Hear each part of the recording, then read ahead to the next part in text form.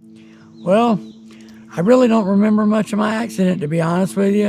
I know I left work on October 1st, 2018, and apparently I was only about 2,000 yards away from the driveway from my work, and I was coming head on with a truck, and they happened to take a left in front of me, and I hit them, and I don't even remember it. I don't even remember it happening. The only thing I remember is waking up 10 weeks later. He actually worked late that day. And he got off work, called to let me know he was leaving work. And probably about 30 minutes later, the phone rang with a different number that I didn't recognize, which I usually wouldn't answer. And I happened to answer it, and it was just the hospital telling me, that I needed to go to the hospital. Then as I was grabbing my phone and stuff, I realized he was on his motorcycle. And they wouldn't really answer any questions. So I probably drove about 90 going to the hospital in 5 o'clock traffic. And when I got there, it was, they, had me in a waiting room initially. Wouldn't tell me anything. When, I finally got to see him in the emergency room, and the doctor, made it sound like, he just has, a collapsed lung, broken ribs, pretty much his whole left side is broken. He was having trouble breathing because of the broken ribs. His oxygen level was low. So since they had to do surgery, anyway, they went ahead and intubated him the day before they were planning the surgery. And then he stayed intubated. Initially, right after the accident, the company, the delivery truck that turned in front of him and caused the accident, claimed that they were not at fault. And so, we had to rely on my husband's insurance at his work. He's in an induced coma in ICU for weeks. We had no idea if his work was going to maintain his insurance, if, what was going to happen. We had no idea.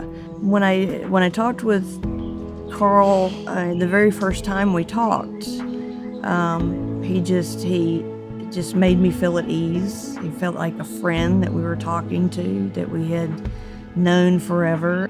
They helped change our lives too. They really did. We were able to do things after our settlement that we weren't sure we'd be able to do. We had plans for the future. We were moving to the beach. We were. We had plan after plan, and all these plans got put on a very quick hold. Not even a hold. They just got thrown over the cliff, literally. And he helped put our life back on track. He really did. And that means more to me than anything. Carl, Gwen, like you said, the whole team, all of them were just constantly, they were always there being supportive, and also, gathering all the facts, the investigative information, everything like that they needed to, for the case as well, because it was an important case. It was, he was headed home from work. He didn't ask someone to turn in front of him and, turn his life turn our lives upside down, Because I'm not going to lie, I was worried. I've worked my entire life. I started working when I was 10 years old, okay? And I've always kind of took care of myself. And I've never been down and not been able to get back up. And I literally could not get down and get back up, okay? And he reassured me the whole time. He's like, it's going to be okay. You're going to be okay, but you're going to be okay. I'm going to make sure of that. We're going to take care of you. I went through a lot. I still go through a lot every day. I mean, I've got stuff I'm going to be affected by the rest of my life, okay? This poor woman here, she went through hell. I don't remember most of it. I was in a coma or in a state of delirium. So, She was there every minute, every day. So she That's went so through it, awesome. and Carl and them went through it with her. And that means a lot to me. I didn't know it at the time, obviously, but after the fact, that means a lot to me.